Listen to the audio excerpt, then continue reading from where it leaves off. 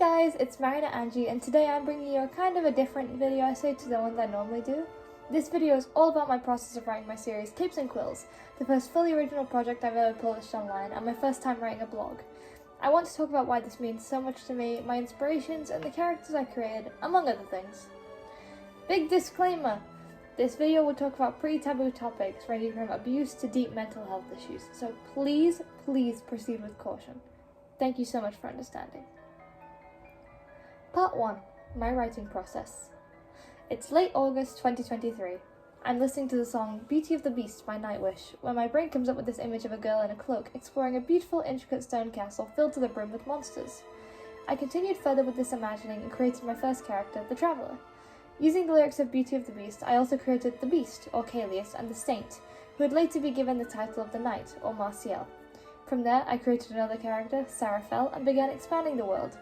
I wrote short descriptions of my characters on the Notes app on my phone, giving a very basic explanation as to who they were and what they did, and from there began trying to give them a story.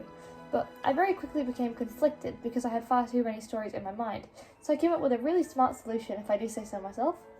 The Traveller would go about the world, collecting short stories to earn her freedom, and would meet different people along her journey. I then had, obviously, plot points to fix, such as why nobody would age on the journey and what exactly her end goal is, but I had my basic storyline. I invented families and depth for each of the characters, backstories and such that would be explored through the tales, either directly told or indirectly explained, and perhaps with one or two errors to add to the interest and intrigue around the blur between fiction and fantasy, which is what the story aims to showcase. Part 2. The Inspirations. Though I don't want to spoil all the inspirations of Capes and Quills, I will say that a major source of inspiration repeatedly was Nightwish, whose music I've loved since around 2019, I believe. I'm pretty sure the first song I listened to was Phantasmic and the second Beauty of the Beast. I love their lyricism and vocalists. Their range of emotions is incredible, and though I'm not a huge metal fan, I really love how they incorporate orchestral sound into their overall epic and larger-than-life soundscapes. If for some reason Tumas is watching this, thank you for everything. And I also keep getting phrases mixed up and saying you're inspired by Capes and Quills, whereas it's very much the other way around. I admire the way he incorporates spoken word into his songs, especially ones like The Poet and the Pendulum or Song of Myself, as they only serve to enhance the way the songs convey their message. But the main scores I used were Beauty of the Beast, Beauty and the Beast, Escapist, Ghost Love Score, Storytime, and Dead Boy's Poem. Other songs that later became important were She Is My Sin, Turn Loose the Mermaids, The Poet and the Pendulum, Nemo, and Ghost River, some more recently than others, though many songs in their discography have both intentional and unintentional links to tales and characters alike. If you find any, feel free to let me know. I was also inspired by many aspects of my own life, including a depressive period I had when I was younger. I won't get into it too much, but many of the tales and characters suffer with mental issues for a reason, and I tried to make it easy to empathise with them, as I myself know just how hard it can be sometimes to exist when the world feels like it's crashing down all around you. Another source of inspiration was video games, books, movies, and other music that I enjoyed, such as Amori, Pan's Labyrinth, and the fairy tale aspects derived from it, Atonement and Handmaid's Tale, which I studied for English, and songs such as Own No Beats or Sleep Song. All these came together in what I believe to be a magnum opus of a storm. No, I'm joking, that was a joke. It's not that good. And created Capes and Quills, which is my take on a dark fantasy story that shows the light and dark of humanity through the lens of someone fighting for their happy ending, a journey that I personally absolutely loved writing.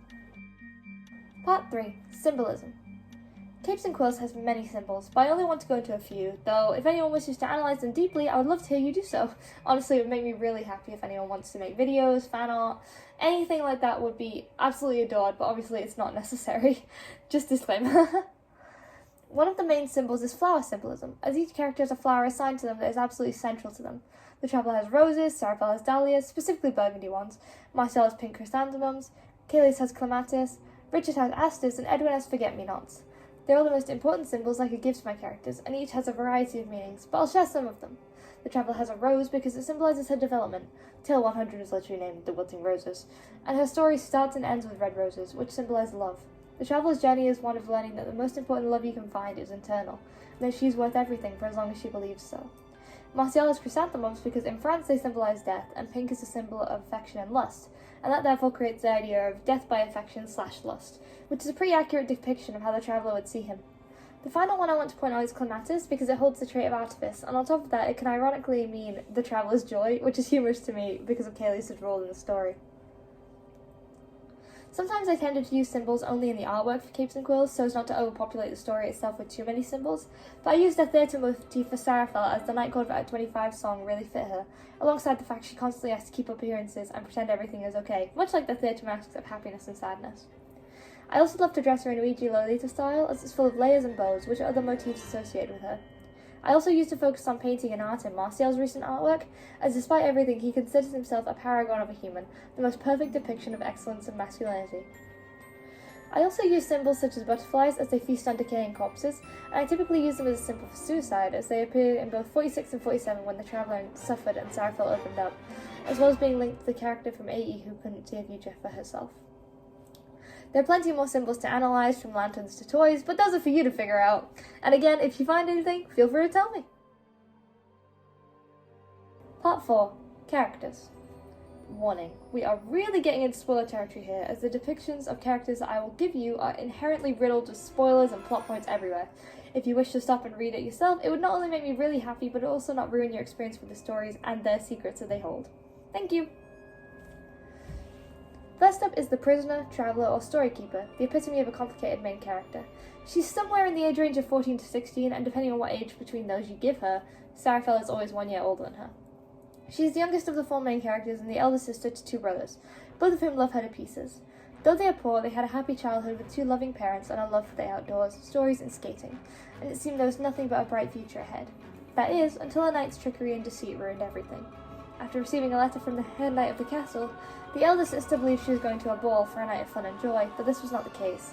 Instead, her innocence was forcibly taken from her and she was left with nothing, forced to run away from home and everything she knew and clinging to hope for her freedom from a forced marriage, turning from prisoner to traveller, and set out to collect 100 tales, eventually succeeding after plenty of hurdles and hardships and becoming the free and true story keeper with a bright future ahead of her. Seraphel is one of the maids living in King Caelius' castle, and a young girl only a year older than the traveller, as I previously said. She has been working at the castle since she was young, after her father left her and her sick mother to fend for themselves, who Sarah takes care of. Though mother fell as ill, she adores her daughter and encourages her to be kind to herself and others, and shows pity to the traveller. Sarah struggled with depressive thoughts and harmful tendencies when she was 15, believing she deserved pain it was worth nothing, but moved past it thanks to friends like Adeline, a fellow maid, and understanding her own worth. Despite this, she finds herself in a difficult situation concerning the traveller that she only reveals in tale 50, and eventually her life is actually taken in 75, leaving her ghost find its way back to her childhood lake and the one she left behind. Martial is the head knight of the castle and has quite a troubled past. He lived with his loving parents until he was 6, where he was taken by the army and conscripted, with only his little friend Rock, who was a crow, to be there for him after the rest of his family were killed.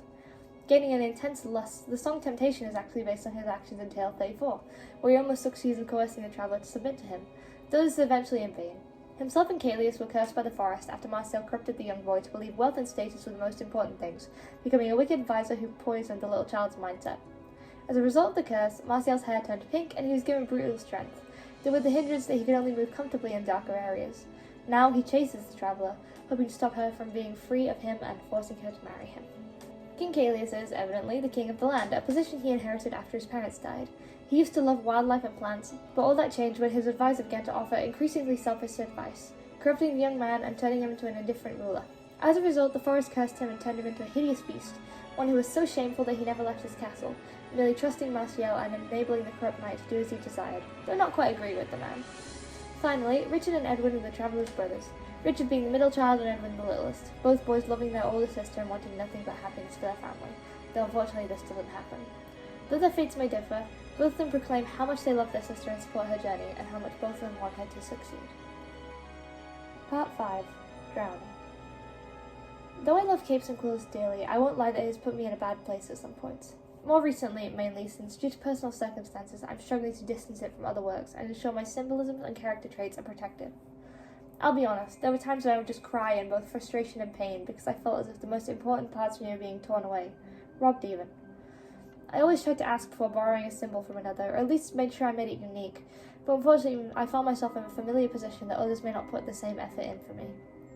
I actually chose roses for the traveller because I associate them with positivity and have ever since I was young, whether it be due to Beauty and the Beast or simply spending days in my granddad's garden playing by his pink rose and pretending it was magic. I also chose stars as important because I spent hours as a child gazing up at the sky, and even had quite an important moment for my own personal growth where I saw a shooting star alongside my best friend, something that ultimately helped me define who I am in the later years. Despite this, I've struggled with keeping my symbols unique among other stories, and such led me to be back in a really bad place where my own depressive thoughts and insecurities began to creep back in. One of the most comforting songs was The Poet and the Pendulum, which has a line that states, "You have such oceans within," which are referring to the emotions we hide inside and which are profoundly written in music. I tend to hide my deepest thoughts inside Capes and Quills, under a thin veil of metaphors that showcase my own oceans, so to feel as those were being taken, yeah, it hurt. I don't want any accusations nor witch hunts, please. There is no need to go after people for this, for I hold no hatred or malice in my heart. I only wish things could have ended a bit differently. But for now, I must continue onward and showcase what I can to the world, that which remains original and untouched by others. And that will be the essence that makes Capes and Quills unique, for it comes from my soul and my deepest oceans within. Part 6. My Truth. The main message of Capes and Quills is hope. Yes, the story may have some shock value, as it's much more mature than many of my other stories, such as Drosselmeyer or even something like The Last Ravenswood. But I chose the path of light and darkness to depict some of the most brutal and brilliant moments of human history, and thus had to make a happy ending believable. Despite this, I wholly believe in myself that I've done it.